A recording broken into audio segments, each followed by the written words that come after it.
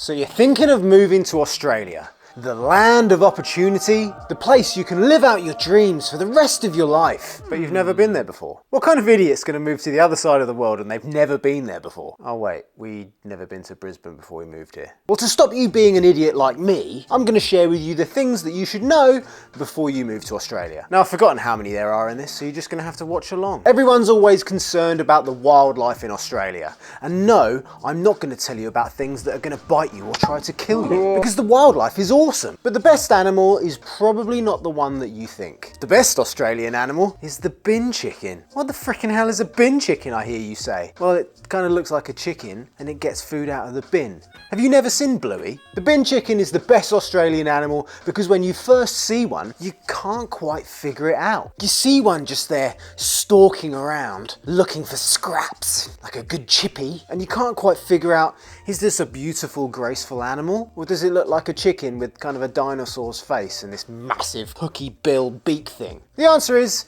no one knows. I mean, if you are a nature person, you probably do. But when you move to Australia, you'll see bin chickens all around, because let's face it, it's pretty easy to get food out of a bin. And you'll just want to sit there and stare at the wonder and trying to figure out whether you actually like them. But you will. Australians sound funny. What does that even mean? Are you supposed to laugh at them? Everyone that lives in different parts of the world always sound a bit weird. What would the world be like if we all sounded the same? God forbid they all sound like me. But when you move here, you're probably going to change the way that you speak. Now, this isn't to fit in or because you want to sound cooler. Australians do sound pretty cool. But mate, all I had was me jocks on. I was chasing him up the street. But weirdly not if you're in Australia. Just to everyone else, I guess. But you're going to change the way you speak because you're fed up of getting weird looks. All of the normal sayings and mannerisms that you've grown up with in the country that you're from are probably going to sound a bit weird to an Australian. For example, in the UK, all right? That's a pretty normal greeting. Not pretty as in good looking, just it's normal, okay? But to an Australian, if you're going to ask them if they're all right, it's going to blow their mind. They're going to lay awake at night thinking to themselves, am I actually all right or not? And the same thing will happen to you when conversely they meet you and they ask, how's it going? Sorry for the Australian accent, that's me trying to change the way I speak. But to you, if you're not used to hearing it like that, how's it going? It's going to keep you awake at night thinking to yourself, well, I don't know, does he want to know everything that's happened to me during that day? The chances are that the Australian doesn't care. Probably about as much as you care when you ask them if they're all right. Mental health is a really important thing, by the way. So to avoid being the only weirdo in town that talks the way that you do, you're just going to change. And you're going to end up realizing that the new way that you talk is the superior way. I don't even know why we used to say all right. So insincere. Now, if your basis for Australian climatic extremes just comes from the TV or what you've heard an American say on YouTube, then you're not wrong in assuming that Australia is a very hot country. But it's not all hot, and not all of the time. For example, there are seasons. If you live in Melbourne, then maybe there's more seasons in a day than other places, but there are seasons. And the one thing that no one tells you is that you're probably going to acclimatise. I mean, not probably. That's a natural human response to anything, in particular when you experience extremes in temperature. So in your first winter in Australia, when all you've got is t-shirts, shorts and a few pairs of thongs, you're going to be bloody shocked when you realise it gets really cold. Now, not as cold as the Northern Hemisphere. Jesus, I don't know how I would cope with another winter in the UK. But living up here in sunny Queensland, where we're used to pretty much late 20s, early 30s and hotter for most of the year, when that sun goes down and it drops to single figures, it's like living in Antarctica. Notice how I changed it. Antarctica, now I live in the Southern Hemisphere. Remember, change your lingo. So before you move here and you decide,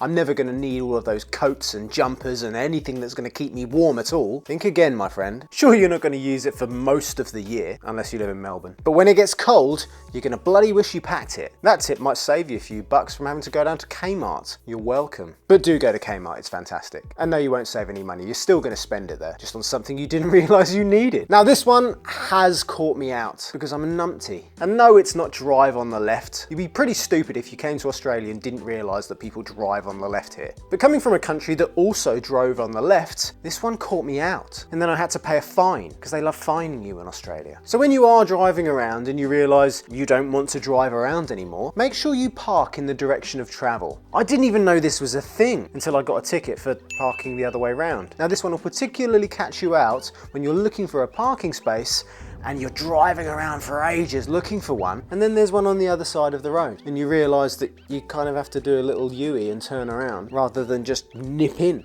like we do in the UK, where there's so much more competition for parking spaces. That's probably why they don't park in the direction of travel. They just don't give a fuck. They're just get in the car parking space before some other fucker does. Well, if you want to have that mindset in the land with no worries, you're going to have to pay for it. You don't even realise it until you get done. And then you look at all of the rest of the cars that are parked there and you realise they're all nice and neatly parking in the right way. Is this a thing that happens in most countries? This is probably the one that really blew my mind. And as you can tell, I'm still a little bit annoyed about having to pay a fine for it. But you won't catch me out again. Oh no, no, no. Now I'm not gonna lie, you might not realise this unless you're a bit of a dinosaur and you still pay for things in cash. But in Australia, you might not pay the right price. Now this can seem a bit confusing, so I'll explain what I mean. If you bought something that was $2.99. That's a joke. What in Australia is $2.99? Okay, but let's be more serious. If you bought something that was $5.99, much better, then you'd expect to pay $5.99. So you'd give over $6 and stand there with your paw out, just waiting for some change. Wrong. In Australia, the lovely cashier is just going to take your money, smile at you and ask if you want a receipt. You don't get any change for that. Same thing if you're paying $5.97. No change, mate. Now I know that you're thinking to yourself, what a type who's worried about getting a few cents in change. Well, I'm sorry that I can't get away from my British roots that easily. And we normally collect all the pennies and just put them in a jar that we'll never take down the bank until it's really full. It weighs about 20 kilos. But in Australia, the smallest denomination is 5 cents. So this whole idea of, no, you're not going to get change, does work both ways. If by some weird coincidence, your final bill ends up being $6.04, you might be able to get away with just giving them $6. Save yourself 4 cents. That doesn't really seem like much of a victory. I'm sure in the whole balance of this karma in the universe, this little sense debate, sense, probably works itself out in the end. Nah, it's like gambling. It definitely works out in the shop's favor. Now, this next one's for you youngsters out there. Now, if you're a young and probably entitled person, there are some difficulties with moving to Australia, in the sense that you can't just move here. I mean, you can. If you're young enough, you're probably going to qualify for a working holiday visa. But you can't live here long term without getting a proper visa. And there's so many of them to choose from. And the thing that I didn't realise until I'd got mine was that not all of them provide the same level of benefits. And when I say benefits, I don't sound like I'm trying to sign on at Centrelink. No visa allows you to qualify for that. But the general way to think about it is that you want to go as quickly as you can to try and get permanent residency. Because if you're here on a visa that doesn't give you permanent residency yet, you might find that you have to pay for some things that you'd normally qualify for free if you were a permanent resident. Like if you've got kids and you think school's going to be free. Wrong. There is going to be a bit of a contribution. You'll have to factor that into your budgeting. Medicare and universal health, that's not always free for people on certain visas. So whilst I'd recommend to anyone to come to Australia on whatever visa is appropriate for you, I would recommend trying to find out as quickly as possible what the best route for you is to get permanent residency. And if you don't know, it pays to speak to the experts. Whether you're thinking about Australia or whether you're already in Australia and you want to find out this way to get stuff for free as a permanent resident, the gold standard, then you're best off to speak to a MARA registered agent like True Blue Migration Services. Mention us today and you'll receive a free visa assessment where they'll be able to tell you what your best options are to get that permanent residency standard for your situation. It doesn't matter where you are in your visa or migration journey, it always pays to speak to one of Australia's oldest and largest group of reputable agents. I hate it when people tell me that they've been ripped off by dodgy agents. Follow the hundreds of positive reviews and I'll leave all the details down in the description. And then when you get to Australia, you're going to want to experience some culture. Now, I'm not talking about those cultural things normally in Sydney, like the Opera House or the bridge. There are other bridges than the Sydney Harbour Bridge, you know. Or the art scene in Melbourne. I don't know why I had to dance like that. But the greatest cultural icons in Australia aren't really in the big cities. And you're going to have to go elsewhere to see the big things. Now, if you're wondering what are the big things, they can be anything that's big, like the big banana in Coffs Harbour, or the big pineapple in the Sunshine Coast. We even found a big pumpkin. Yeah, it wasn't actually that big, but it was bigger than a normal pumpkin, I think. These weird big things that you can normally find in smaller country towns all around Australia are the greatest thing about Australian cultural identity. Why? I don't know, because it's weird. But I'm telling you now, you will experience more joy from seeing a weird big thing in some part of Australia that you thought you'd never really go to, than spending God knows how much it costs just to walk over the Sydney Harbour Bridge. If you're going to spend money on Australia, I'll tell you what I'd rather do. Go out and see some big thing for free, and then spend all the money that I would have spent on the expensive cultural thing in the pub. Now, if the idea of universal healthcare has already blown your mind, then here's one in Australia that's probably going to blow the other side. You might need ambulance insurance. What's ambulance insurance, I hear you say? Well, it's insurance if you need an ambulance, of course. Ambulances aren't always free in Australia, even if you're on Medicare. Now, in the sunny sunshine state of Queensland, where things just make sense, ambulances are free. But if you're already thinking to yourself that you want a bit of cold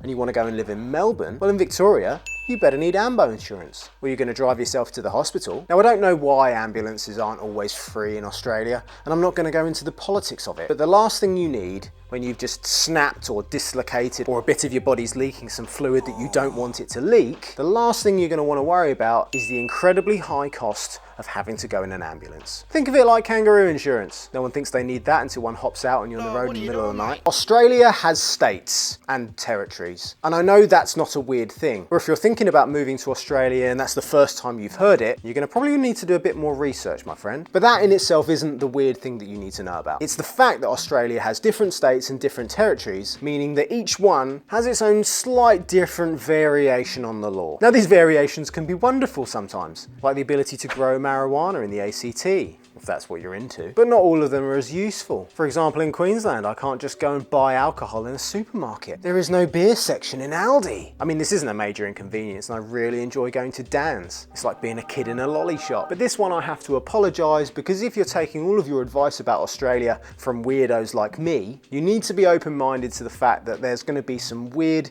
idiosyncrasies with whatever wonderful states you end up living in. In the country that you used to live in, how often did you drive around with your driver license in your pocket? Sometimes when you pop to the shops, especially now when you can just pay for things on your phone, you might not realise that in most of Australia, you need to drive around with your driver license. Not only is it a fantastic form of ID, but driving around without it is also illegal. Yet another thing they can fine you for. In the UK, if you got pulled over and you didn't have your driver license on you, you had about 7 days to report to a local police station with a little slip that they give you and show them your driver license. Nah, in Australia, you better have it on you, mate. And unlike my parking fiasco, I hope I've always got my driver license on me so I don't get fined. Would they even arrest you for that? Now, on the theme of saving you money if you're moving to Australia with no knowledge about this wonderful country, this one's going to be a biggie. Never buy a 6-pack. Don't do it. It's the most ridiculous waste of money ever. Just buy a slab. Chances are you're going to probably like it anyway, and the cost difference between buying a 6-pack and a slab actually isn't that much when you realise it will make your eyes water and wonder why in the hell did you buy a 6-pack in the first place. Now, there are some exceptions to this rule. If you go to our family friends Dan Murphy's and you have one of those gold member cards, I probably carry that around more than I do my driver licence. Then every now and again you're going to be able to buy a 6-pack for proportionally the same price as if it was in a slab. That's when you can try that new beer that you've been wanting to try, that you know you're probably going to like anyway, so why are you buying a 6-pack? You should have just bought a slab. Look, I'm even talking myself out of it. Don't buy a 6-pack. They cost too much and you're always going to wish that you had 7. That's a joke. You're going to wish you had more. When you look at prices in Australia, your immediate reaction is to think, that's f***ing expensive. And you're right, it is. But if you hadn't noticed that most of the things in Australia are priced per week, then you're going to realise that it's even more f***ing expensive. Now, coming from the UK, having something priced per week was a weird and alien concept to me. But pretty much everything there was paid monthly. And in Australia, lots of things are paid monthly, particularly bills and utilities. But they still price it per week. It's because everything is so expensive anyway that they're trying to sucker you in with the cheapest price. Oh mate, don't worry, it's only $50 per week. Mate, that's over $200 a month. I'm yet to find something in Australia that is priced per week that actually ends up being a good deal. It's just a psychological ploy. How else are they going to get you to pay that exorbitant price in rent? Oh yeah, but it's only $650. Yeah, but per week? Well, I guess if you don't like it, you can always move back home. I haven't moved back yet, and I don't plan on doing it anytime soon. If you think Australia is expensive, the UK's worse. You pay probably just as much and they pay you half the amount. If you want to live like that in the cold and dreary, you're welcome to it, mate. And if you want to see some other weird facts that might help you move to Australia, check this video out. See you soon.